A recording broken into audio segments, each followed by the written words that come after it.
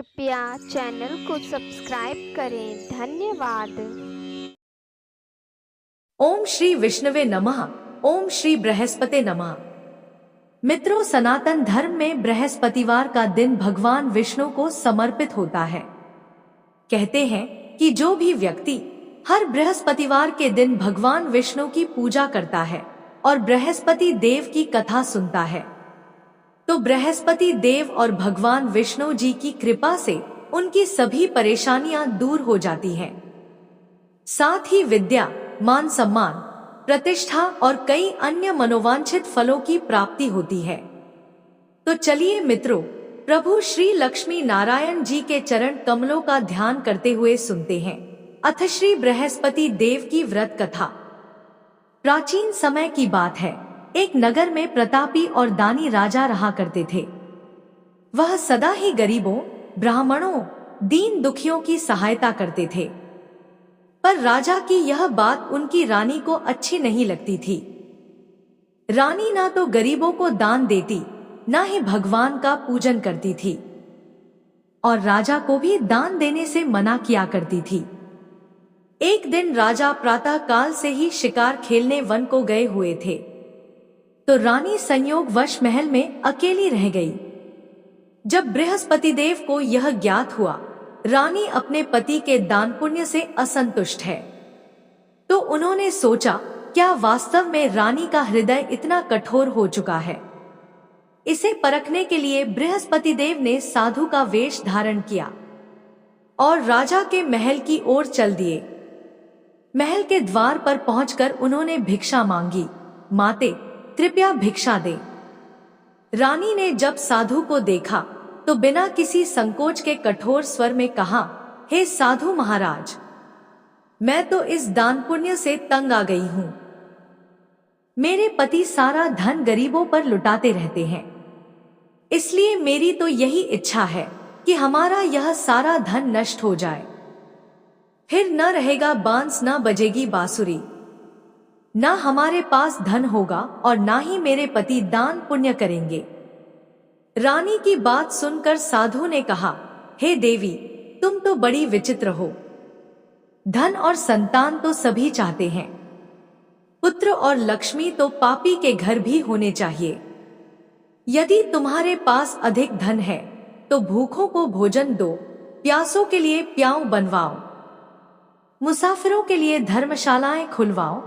जो निर्धन अपनी कुंवारी कन्याओं का विवाह नहीं कर सकते, तुम उनका विवाह करवाओ। जो जीव जंतु भूखे हैं उन्हें भोजन दो।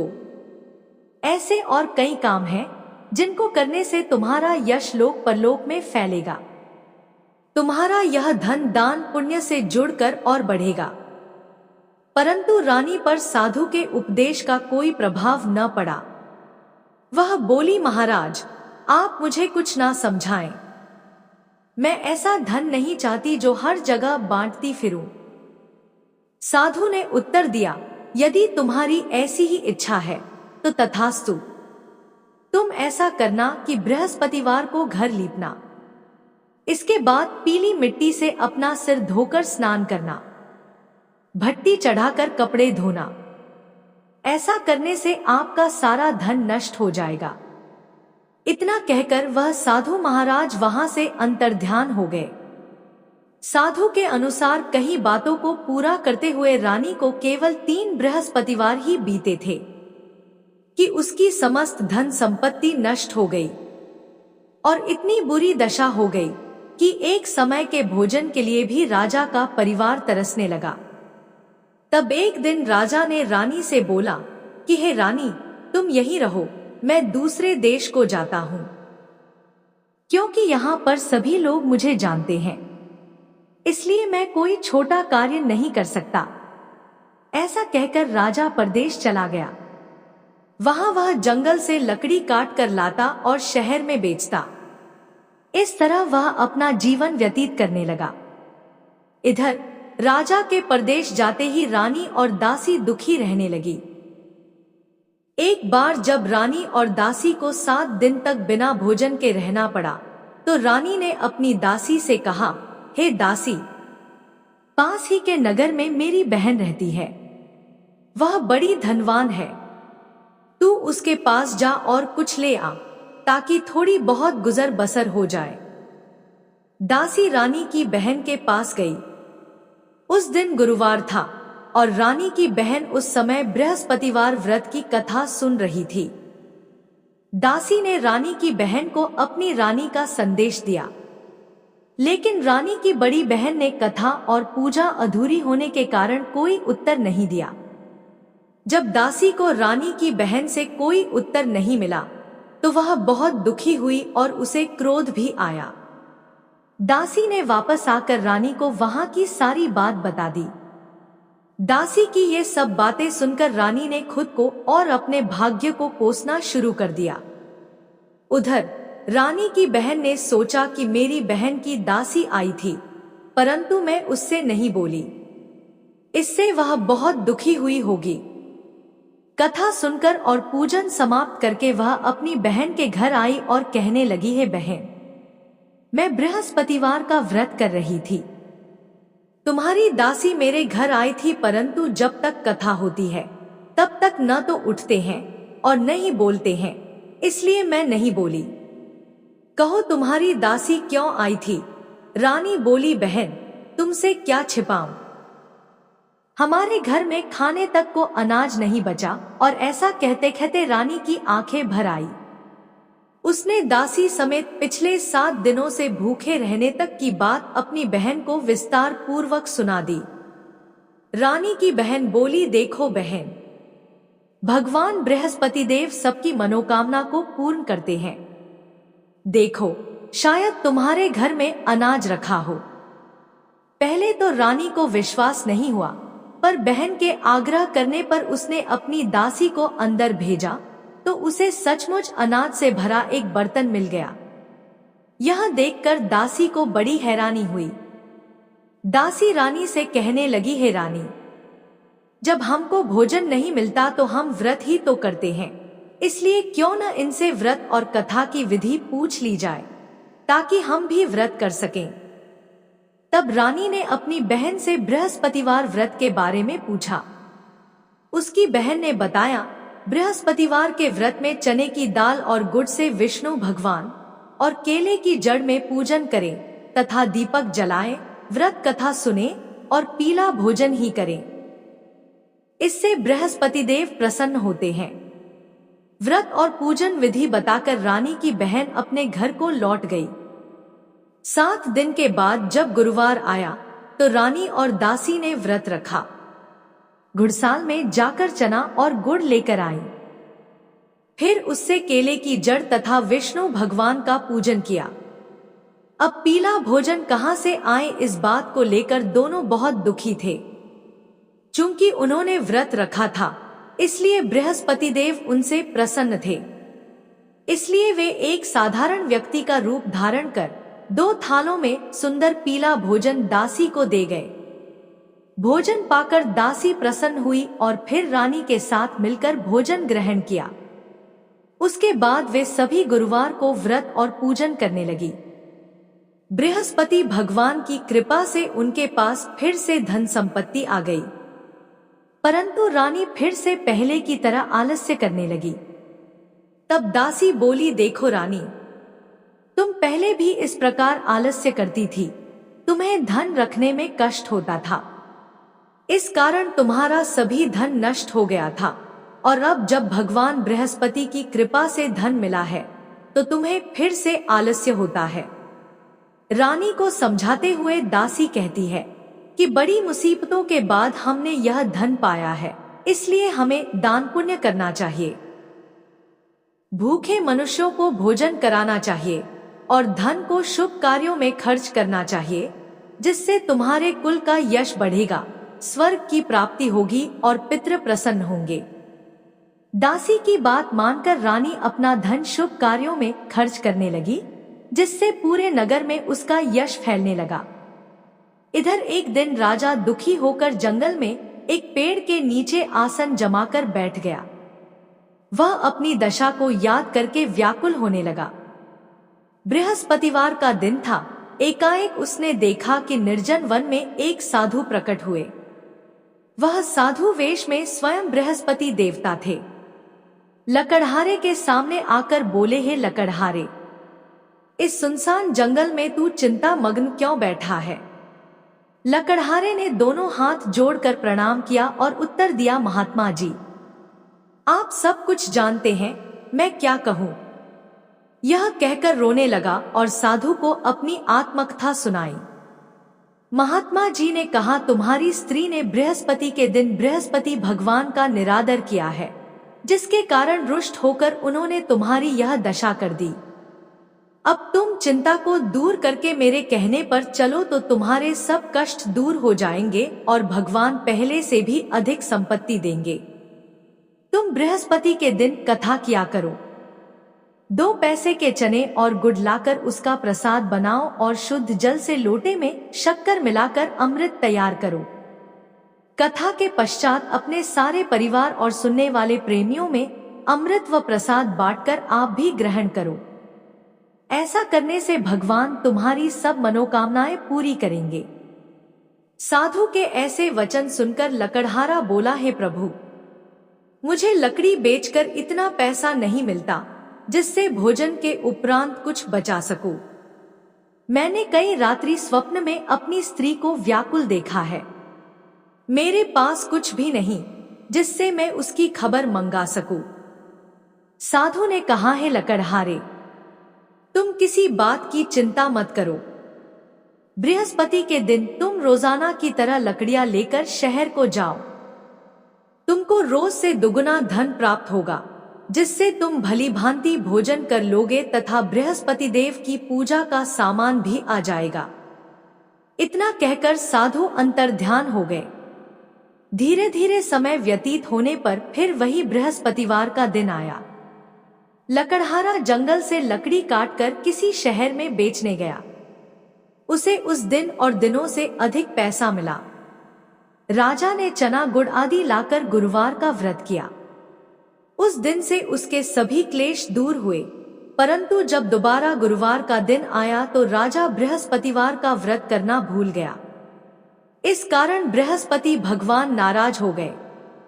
उस दिन उस नगर के राजा ने विशाल यज्ञ का आयोजन किया तथा शहर में यह घोषणा करा दी कि कोई भी मनुष्य अपने घर में भोजन न बनाए, न आग जलाए, समस्त जनता मेरे यहाँ भोजन करने आए।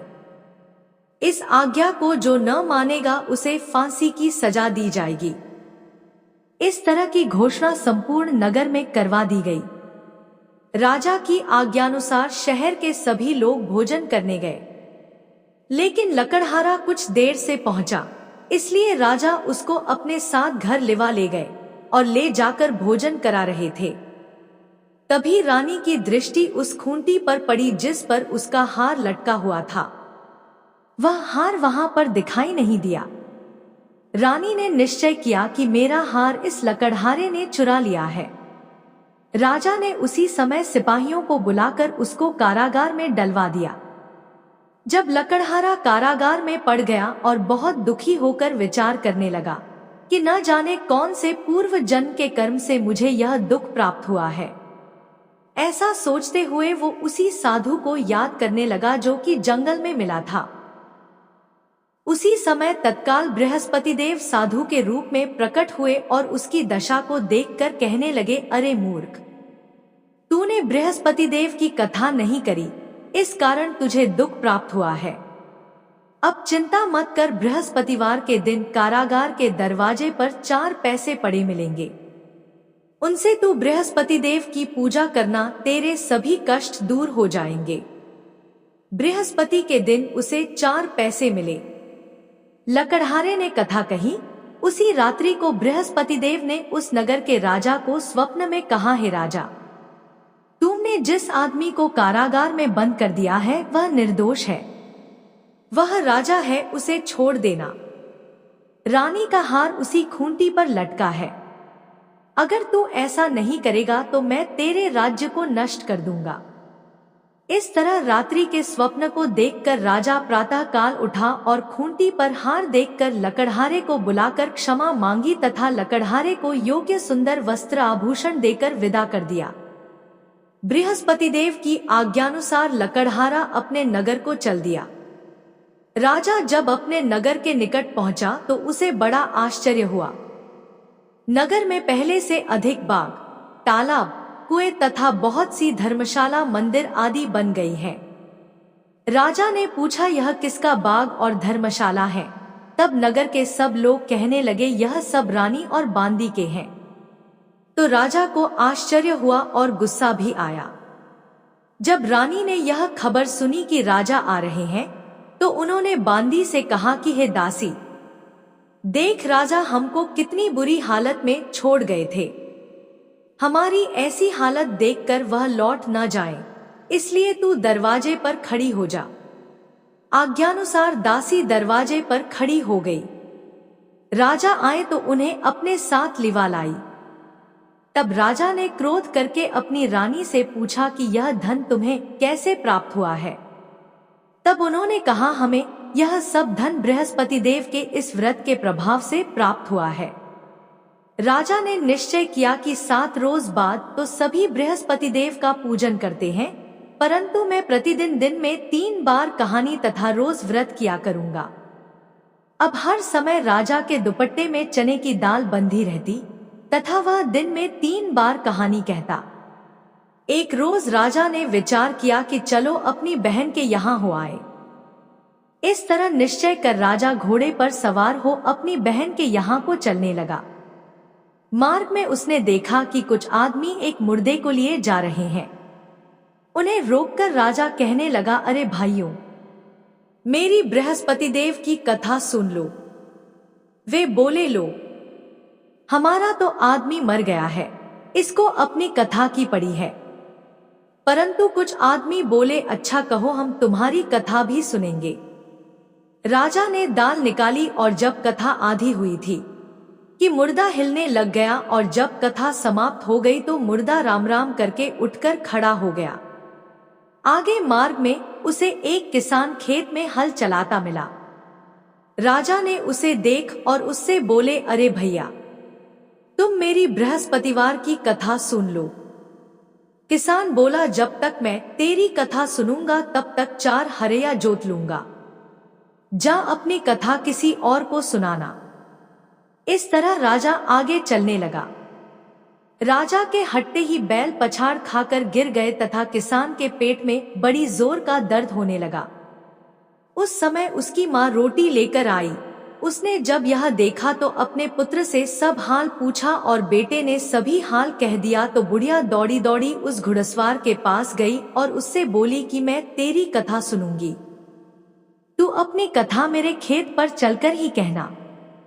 राजा ने बुढ़िया के खेत पर जाकर कथा कही, जिसके सुनते ही वह बैल उठ खड़ हुए तथा किसान के पेट का दर्द भी बंद हो गया। अगले दिन राजा अपनी बहन के घर पहुंचा। बहन ने भाई की खूब मेहमानी की। दूसरे रोज प्रातः काल राजा जगा तो वह देखने लगा कि सब लोग भोजन कर रहे हैं। राजा ने अपनी बहन से कहा, ऐसा कोई मनुष्य है जिसने भोजन नहीं किया हो, मेरी बृहस्पतिवार की कथा सुन ले। बहन बोली, है भैया, यह देश ऐसा ही है कि पहले यहाँ लोग भोजन करते हैं, बाद में अन्य काम करते हैं।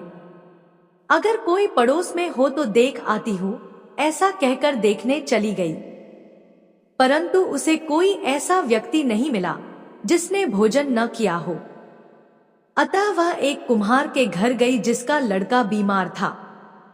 उसे मालूम हुआ कि उनके यहाँ 3 रोज से किसी ने भोजन नहीं किया है। रानी ने अपने भाई की कथा सुनने के लिए कुम्हार से कहा, वह तैयार हो गया। राजा ने जाकर बृहस्पतिवार की कथा कही, जिसको सुनकर उसका लड़का ठीक हो गया।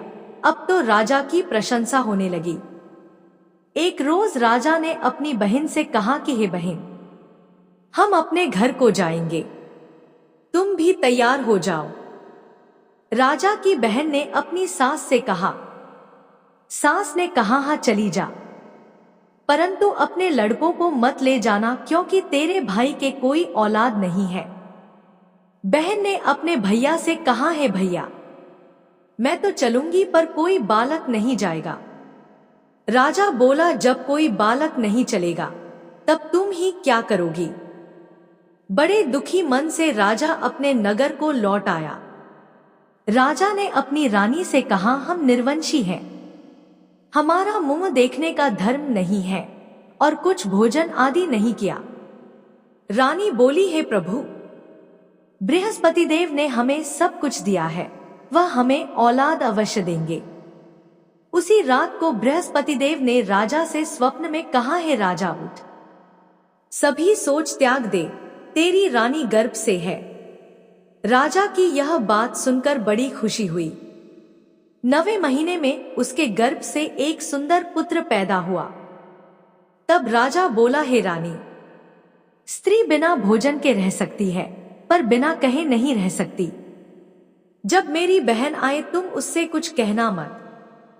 रानी ने सुनकर हाँ कर दिया। जब राजा की बहन ने यह शुभ समाचार सुना तो वह बहुत खुश हुई तथा बधाई लेकर अपने भाई के यहाँ आई। तभी रानी ने कहा, घोड़ा चढ़कर तो नहीं आई, गधा चढ़ी आई। राजा की बहन बोली, भाभी, मैं इस प्रकार न कहती तो तुम्हें औलाद कैसे मिलती। मित्रों, संसार में जो मनुष्य सद्भावना से भगवान जी का पूजन व्रत सच्चे हृदय से करते हैं तो उनकी सभी मनोकामनाएं पूर्ण करते हैं। जैसी सच्ची भावना से रानी और राजा ने उनकी कथा का गुणगान किया तो उनकी सभी इच्छाएं बृहस्पति देव जी ने पूर्ण की थी। इसलिए पूर्ण कथा सुनने के बाद प्रसाद लेकर जाना चाहिए। हृदय से उसका मनन करते हुए जयकारा बोलना चाहिए। बोलो बृहस्पति देव की जय, भगवान विष्णु की जय। अब सुनते हैं दूसरी कथा। प्राचीन काल में एक ब्राह्मण रहता था। वह बहुत निर्धन था। उसके कोई संतान नहीं थी। उसकी स्त्री बहुत मलिनता के साथ रहती थी। वह ना तो स्नान करती और ना ही किसी देवता का पूजन करती। इस सब से ब्राह्मण देवता बड़े दुखी थे। बेचारे बहुत अपनी स्त्री से कुछ कहते थे किंतु उसका कुछ परिणाम न निकला। भगवान की कृपा से ब्राह्मण की स्त्री को कन्या रूपी रत्न पैदा हुआ। कन्या बड़ी होने पर प्रातः स्नान करके विष्णु भगवान का जाप व बृहस्पतिवार का व्रत करने लगी। अपने पूजन पाठ को समाप्त करके विद्यालय जाती तो अपनी मुट्ठी में जौ भर के ले जाती और पाठशाला के मार्ग में डालती जाती। तब ये जौ स्वर्ण के हो जाते तो लौटते समय उनको बीन कर घर ले आती थी। एक दिन वह बालिका सूप में उस सोने के जौ को फटक कर साफ कर रही थी कि उसके पिता ने देख लिया और कहा, हे बेटी, सोने के जौ के लिए सोने का सूप होना चाहिए। दूसरे दिन बृहस्पतिवार था। इस कन्या ने व्रत रखा और बृहस्पति देव से प्रार्थना करके कहा, मैंने आपकी पूजा सच्चे मन से की हो तो मेरे लिए सोने का सूप दे दो। बृहस्पति देव ने उसकी प्रार्थना स्वीकार कर ली। रोजाना की तरह वह कन्या जौ फैलाती हुई जाने लगी। जब लौटकर जौ बीन रही थी तो बृहस्पति देव की कृपा से सोने का सूप मिला। उसे वह घर ले आई और उसमें जौ साफ करने लगी, परंतु उसकी माँ का वही ढंग रहा। एक दिन की बात है कि वह कन्या सोने के सूप में जौ साफ कर रही थी। उस समय उस शहर का राजपुत्र वहां से होकर निकला। इस कन्या के रूप और कार्य को देखकर मोहित हो गया तथा अपने घर आकर भोजन तथा जल त्याग कर उदास होकर लेट गया। राजा को इस बात का पता लगा तो अपने प्रधानमंत्री के साथ उसके पास गए और बोले, हे बेटा, तुम्हें किस बात का कष्ट है? किसी ने अपमान किया है अथवा और कारण हो सो कहो, मैं वही कार्य करूंगा जिससे तुम्हें प्रसन्नता हो। अपने पिता की राजकुमार ने बातें सुनी तो वह बोला, मुझे आपकी कृपा से किसी बात का दुख नहीं है। किसी ने मेरा अपमान नहीं किया है, परंतु मैं उस लड़की से विवाह करना चाहता हूँ जो सोने के सूप में जौ साफ कर रही थी। यह सुनकर राजा आश्चर्य में पड़ गया और बोला, हे बेटा, इस तरह की कन्या का पता तुम ही लगाओ, मैं उसके साथ तेरा विवाह अवश्य ही करवा दूंगा। राजकुमार ने उस लड़की के घर का पता लगाया। तब मंत्री उस लड़की के घर गए और ब्राह्मण देवता को सभी हाल बतलाया। ब्राह्मण देवता राजकुमार के साथ अपनी कन्या का विवाह करने के लिए तैयार हो गए तथा विधि विधान के अनुसार ब्राह्मण की कन्या का विवाह राजकुमार के साथ हो गया। कन्या के घर से जाते ही पहले की भांति उस ब्राह्मण देवता के घर में गरीबी का निवास हो गया। अब भोजन के लिए भी अन्न बड़ी मुश्किल से मिलता था। एक दिन दुखी होकर ब्राह्मण देवता अपनी पुत्री के पास गए। बेटी ने पिता की दुखी अवस्था को देखा और अपनी मां का हाल पूछा। तब ब्राह्मण ने सभी हाल कहा। कन्या ने बहुत सा धन देकर अपने पिता को विदा कर दिया। इस तरह ब्राह्मण का कुछ समय सुखपूर्वक व्यतीत हुआ। कुछ दिन बाद फिर वही हाल हो गया। ब्राह्मण फिर अपनी कन्या के यहाँ गया और सारा हाल कहा तो उसकी लड़की बोली, हे पिताजी, आप माताजी को यहाँ पर लेकर आओ। मैं उसे विधि बता दूंगी जिससे आपकी गरीबी दूर हो जाएगी। वह ब्राह्मण देवता अपनी स्त्री को साथ लेकर बेटी के घर पहुंचे तो बेटी अपनी मां को समझाने लगी, हे मां, तुम प्रातः काल प्रथम स्नानादि करके विष्णु भगवान का पूजन करो और दिन में बृहस्पति देव का व्रत रखो। ऐसा करोगी तो तुम्हारी सब दरिद्रता दूर हो जाएगी। परंतु उसकी मां ने एक भी बात नहीं मानी और प्रातः काल उठकर अपनी पुत्री के बच्चों की जूठन को खा लिया। इससे उसकी पुत्री को भी बहुत गुस्सा आया और रात को कोठरी से सारा सामान निकालकर अपनी मां को उसमें बंद कर दिया। प्रातः काल उसे कोठरी से निकाला तथा स्नानादि करा के पाठ करवाया तो उसकी मां की बुद्धि ठीक हो गई और फिर उसकी मां प्रत्येक बृहस्पतिवार को व्रत रखने लगी।